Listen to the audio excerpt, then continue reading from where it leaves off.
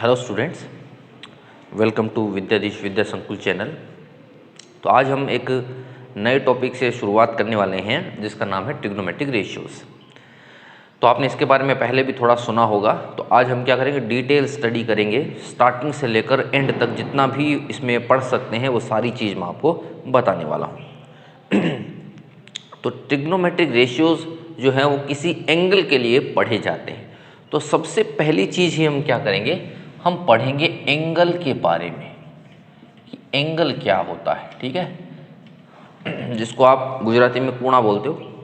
तो एंगल क्या होता है ये हम आज बात करने वाले हैं, पूरी डिटेल में मैं आपको समझाने वाला हूँ। सबसे पहली चीज़, एंगल की डेफिनेशन कुछ इस तरीके से होती है कि अगर कोई भी दो ऐसी रो, ठीक है, सॉरी, दो ऐसी रेस हो, ठीक, एक रे दूसरी रे, जो कि इनिशियल पॉइंट जिनका सेम हो, मतलब ये एक ही पॉइंट से ऐसे बाहर निकलनी चाहिए। तो हमारे पास दो रेज हैं जिनका इनिशियल पॉइंट सेम है, तो इनको क्या बोलते हैं, को इनिशियल रेस। तो दो हमारे पास क्या है, को इनिशियल रेस। तो को इनिशियल रेज जो होती हैं उनके बीच में जो ये गैप आता है उसी को हम क्या बोलते हैं, एंगल बोलते हैं। तो आप बोल सकते हो, ठीक है, बहुत सारे तरीके से बोला जा सकता है, जैसे कि कोई भी दो स्ट्रेट लाइन अगर एक दूसरे को इंटरसेक्ट कर रही हैं तो उनके बीच में जो गैप बनेगा उसको हम एंगल बोलेंगे। या फिर दो को इनिशियल रेस होंगी, उन रेस के बीच में जो एंगल बनेगा उसको हम बोलते हैं एंगल। इनमें से किसी एक को अगर मैं इनिशियल रे बोलूं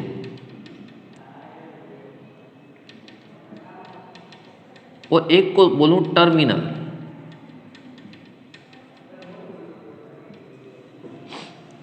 तो एंगल हमेशा इनिशियल से टर्मिनल की तरफ मेजर किया जाता है, याद रखना है आपको। ठीक है, जैसे कि फॉर एग्जांपल मैंने बोला इस तरीके से मैंने दो रे बनाई है और मैंने बोला है भाई ये इनिशियल रे है, सॉरी, और ये है टर्मिनल। ठीक है, तो इनिशियल से टर्मिनल की तरफ जाना होता है हमेशा। एंगल जब भी हम मेजर करेंगे तो ऐसे इनिशियल से टर्मिनल की तरफ हम जाएंगे। ये जो एरो का निशान है इससे पता चलता है कि हम किधर जा रहे हैं। तो ये जो है ये क्या होगा, एंगल होगा।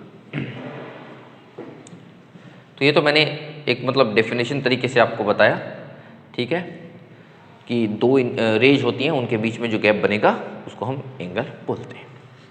ठीक है, अब जो एंगल होता है उसको कैसे मेजर करते हैं इसके बारे में थोड़ी हम बात करने वाले हैं। तो दूसरा अपना जो पॉइंट है वो है मेजरमेंट ऑफ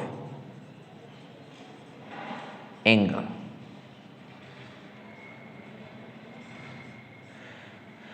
तो एंगल को कैसे मेजर किया जाता है इसके बारे में थोड़ा हम आपको बताते हैं।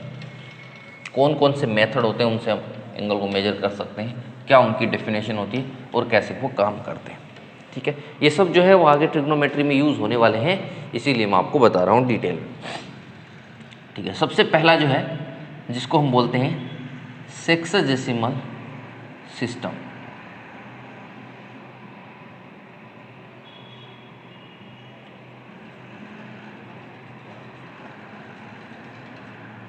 ठीक है, इसको ब्रिटिश सिस्टम भी बोलते हैं। अंग्रेजों का ये सिस्टम है सेक्साजेसिमल सिस्टम, जो कि डेफिनेटली इंडिया में भी यूज़ करते हैं अपन। क्या है सेक्साजेसिमल सिस्टम?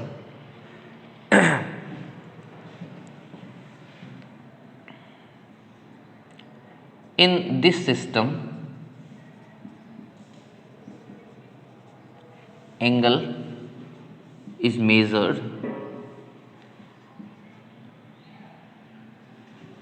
in degree। तो आप ऐसा इसको ऐसे भी याद रख सकते हो कि सेक्साजेसिमल के अलावा आप ऐसे भी याद रख सकते हो डिग्री वाला सिस्टम। इसमें जितने भी एंगल आएंगे वो सारे डिग्रीज में मेजरमेंट होता है, 30 डिग्री, 40 डिग्री, 10 डिग्री। ठीक है, ऐसा आपने नाम सुना होगा, वही चीज़ ये डिग्री वाला सिस्टम है। ठीक है, अब कोई अगर पूछे कि डिग्री के बारे में बताओ क्या होता है, ये डिग्री क्या होता है, तो सबसे पहली चीज़ तो हम कैसे डिनोट करते हैं इसको, अब इस तरीके से डिनोट करते हैं, थीटा ऊपर क्या लिखा रहेगा, डिग्री। थीटा मतलब कोई भी एंगल ऊपर क्या लिखा रहेगा, डिग्री। तो हम पहचान जाएंगे कि ये डिग्री वाले में लिखा हुआ है। जैसे कि एग्जाम्पल के तौर पे आपको बोला जाएगा 30 डिग्री, 60 डिग्री, 45 डिग्री, 0 डिग्री, ठीक है, 90 डिग्री एंड सो ऑन। तो जब भी ऐसे डिग्री लिखा हो तो तुरंत समझ जाना कि ये कौन सा वाला सिस्टम है, सेक्साडेसिमल सिस्टम है, या फिर ब्रिटिश सिस्टम इसका नाम होता है, या फिर डिग्री वाला सिस्टम। ठीक है, डेफिनेशन क्या होती है डिग्री वाले सिस्टम की? डेफिनेशन क्या होती है? डेफिनेशन ये होती है कि सर अगर एक रे आपके पास है, अगर एक रे को, ठीक है, इस तरीके से हमने यहां से पकड़ लिया है और इस रे को ऐसे चारों तरफ से घुमा के ऐसे पूरा टर्न करा के वापस यहीं पे ले आए। हमने क्या किया है, किसी भी एक रे को ऐसे पकड़ा और ऐसे टर्न कराया और वापस ऐसे घुमा दिया।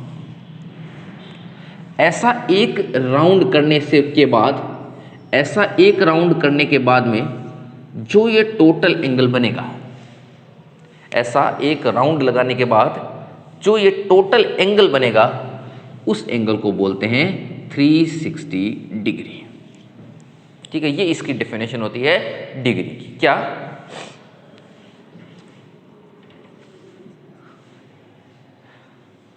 डिग्री इज, या 1 degree is the 1/360th part of a complete rotation of any ray। ठीक है, ये थोड़ा सा टफ लैंग्वेज में लिखा हुआ है। ठीक है, सीधी लैंग्वेज में क्या याद रखना है आपको कि अगर एक रे को पूरा एक राउंड टर्न करा दिया जाए, ऐसे करके पूरा राउंड टर्न करा दिया जाए, तो जो ये एंगल बनेगा वो हमेशा कितना बनता है, 360 डिग्री का बनता है। तो अगर कोई आपसे ऐसे पूछे कि इस पूरे 360 वाले पार्ट का अगर मैं पूरा 360 डिवाइड कर दूं, पूरा 360 में इसको डिवाइड कर दूं, मतलब मैंने क्या किया, ऐसे करते करते छोटे छोटे पार्ट्स में इसको डिवाइड कर दिया है पूरे एंगल को, और ये टोटल पार्ट कितने बनाए मैंने, 360 पार्ट्स बनाए। तो ये जो एक पार्ट वाला हिस्सा होगा ये हमेशा कितना होगा, 1 डिग्री होगा। तो इस बात को आप कैसे लिख सकते हो, if a complete round is divided by 360 then measurement of, ठीक है, 1 पार्ट विल बी 1 डिग्री। तो इसीलिए मैं क्या कर रहा हूं, आपको ऐसे नहीं बोल रहा हूं कि डेफिनेशन याद कर लो, ऐसा आपको नहीं करना, इनको रिमेंबर आपको नहीं करना, इसको रटना नहीं है, इसको मेमोराइज नहीं करना है। आपको बस क्या याद रखना है कि अगर एक कंप्लीट राउंड हम लगाते हैं, एक कंप्लीट रोटेशन अपन लेते हैं, तो टोटल एंगल कितना बनेगा, डिग्री में कितना बनेगा, 360 डिग्री बनेगा। या फिर इसी बात को दूसरे शब्दों में क्या बोल सकते हैं, ठीक है ना, मतलब आप ऐसा याद रखिए कि ये सब एक ही चीज़ है, बस अलग अलग लोगों ने अलग अलग तरीके से इनको रिप्रेजेंट किया। कोई दूसरा आदमी आया, थोड़ा सा आपकी तरह स्मार्ट था वो, तो उस स्मार्ट आदमी ने क्या बोला, उसने बोला कि सर कंप्लीट रोटेशन नहीं करना है, अपन को तो कितना लेना है, एक राइट एंगल लेना है। ठीक है, तो उसने क्या किया, इस बार ऐसे कंप्लीट रोटेशन लेने के बजाय एक राइट एंगल ले लिया और बोला कि सर राइट एंगल को अगर मैं 90 इक्वल पार्ट्स में डिवाइड कर दूं, 90 पार्ट्स में डिवाइड कर दूं, ये टोटल अपना कितना था, राइट एंगल था, और इसको मैंने इक्वली कितने पार्ट्स में डिवाइड कर दिया, 90 इक्वल पार्ट्स में डिवाइड कर दिया, तो जो एक पार्ट का मेजरमेंट होगा वो हमेशा 1 डिग्री होगा। तो इस आदमी ने क्या बोला कि if a right angle right angle is divided by 90 parts, 90 equal parts, then measurement of one part, any one part is 1 degree. तो आई होप आपको बात समझ में आई है कि 1 डिग्री होता क्या है। तो 1 डिग्री को आप कंप्लीट रोटेशन से भी समझा सकते हो या फिर 1 डिग्री को आप राइट एंगल से भी दर्शा सकते हो, रिप्रेजेंट कर सकते हो। तो अगर आपके दिमाग में थोड़ी सी भी फोटो बनी है, इमेज बनी है, तो आपको पता चल गया होगा कि सर 1 डिग्री तो इतना सा ही होता है। क्योंकि आप देखो, ये तो मैंने 1 2 3 4 5 डायग्राम में मैंने 5-6 पार्ट ही करे हैं ओनली। अगर इसी को मैं बोलता हूँ कि ऐसे 90 पार्ट्स आपको करने हैं, बहुत सारे 90 पार्ट्स करने हैं, तो आप बोलोगे कि सर एक पार्ट तो लगभग इतने से भी कम होगा, ये भी मैंने ज़्यादा बना दिया। तो 1 डिग्री तो बहुत ही कम होता है, थोड़ा सा ही होता है, ठीक है ना। तो याद रखना, आपके दिमाग में ऐसे रहना चाहिए, फोटो बनी रहनी चाहिए कि बहुत ही छोटा सा होता है 1 डिग्री, ठीक है। ये अपना कौन सा सिस्टम हो गया, डिग्री वाला सिस्टम, सेक्साजेसिमल सिस्टम। दूसरा जो अपना सिस्टम होता है, ठीक है, वो क्या होता है, उसका नाम होता है सेंटेसिमल सिस्टम, ठीक है। अच्छा, इसको फ्रेंच सिस्टम भी बोलते हैं, बहुत कम यूज होता है। सेंटेसिमल जो है वो बहुत ही कम यूज होता है, ज़्यादातर ये सेक्साजेसिमल सिस्टम ही यूज है। क्योंकि आपने अभी तक जितना भी पढ़ा होगा तो आपने हमेशा थीटा के बारे में पढ़ा होगा, थीटा 1 डिग्री 2 डिग्री 3 डिग्री, है ना, 30 डिग्री 45 डिग्री 60 डिग्री ऐसे पढ़ा होगा। ये वाला बहुत कम पढ़ते हो। इसका जो मेजरमेंट होता है, ठीक है, इसका जो मेजरमेंट यूनिट होता है वो होता है ग्रेड। इसका जो मेजरमेंट होता है वो कैसा होता है, ग्रेड में मेजरमेंट करते हैं, ठीक है। डेफिनेशन क्या होती है देखिए, a right angle is equals to 100 grade. Grade को हम ऊपर जी से डिनोट करते हैं। ऐसे कोई भी एंगल होगा उसके ऊपर क्या लिख देंगे, जी, तो उसका मतलब होगा 100 ग्रेड। तो शायद आपको बात थोड़ी थोड़ी समझ में आई होगी कि राइट एंगल का मतलब क्या होता है, 90 डिग्री, और उसको ग्रेड में लिखना होगा तो कैसे लिखेंगे, 100 ग्रेड। तो इस बार हम क्या बोलेंगे, if a right angle is divided, ठीक है, into 100 equal parts, then measurement of one part will be या is 1 ग्रेड,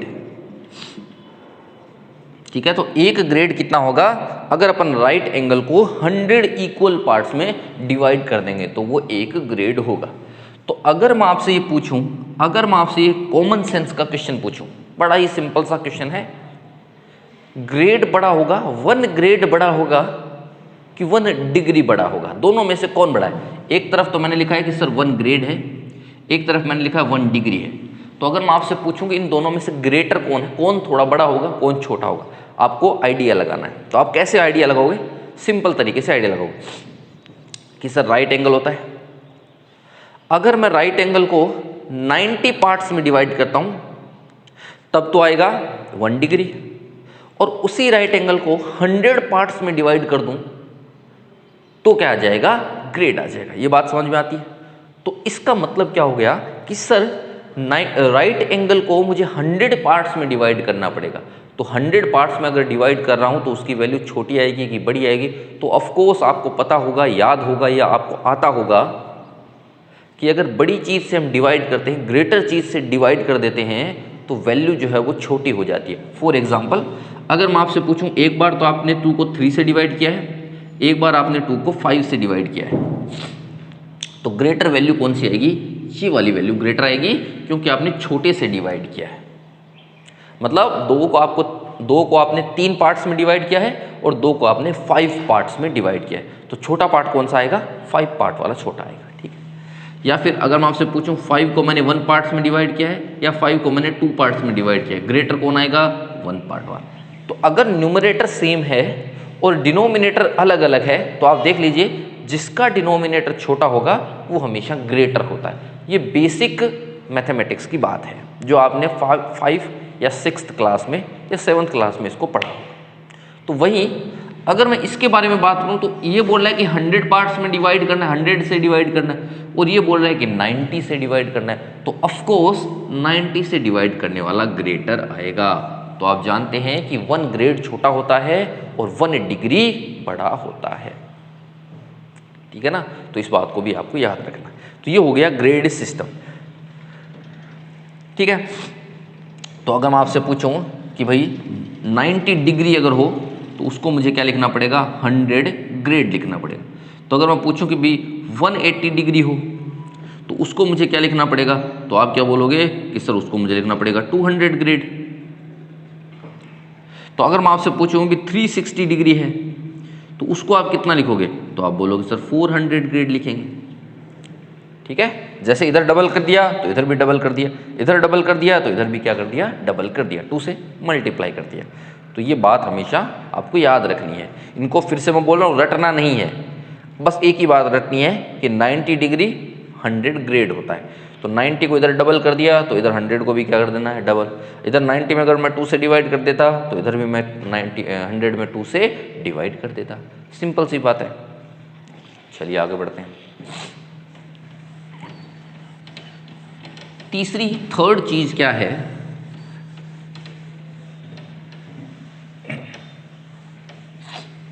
तीसरा भी बहुत इंपॉर्टेंट मेथड है और वो अपना क्या है, circular system.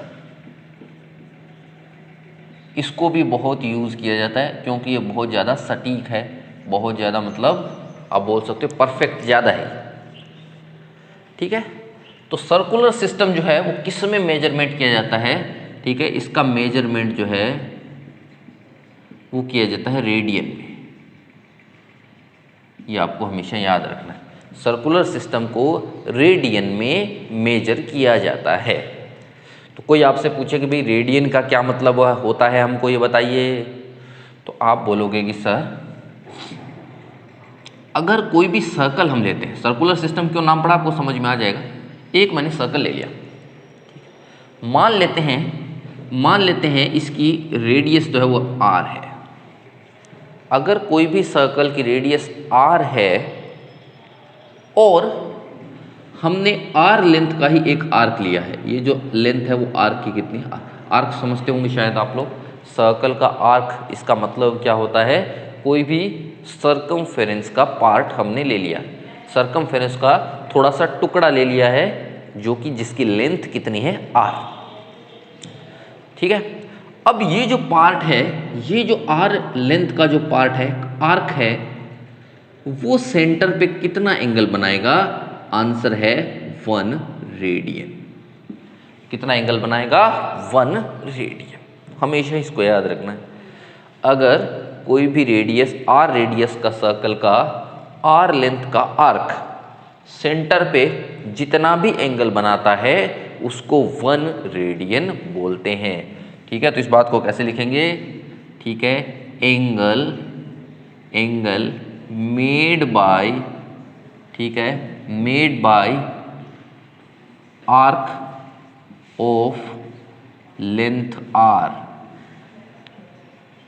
Arc of length r of a circle with radius r।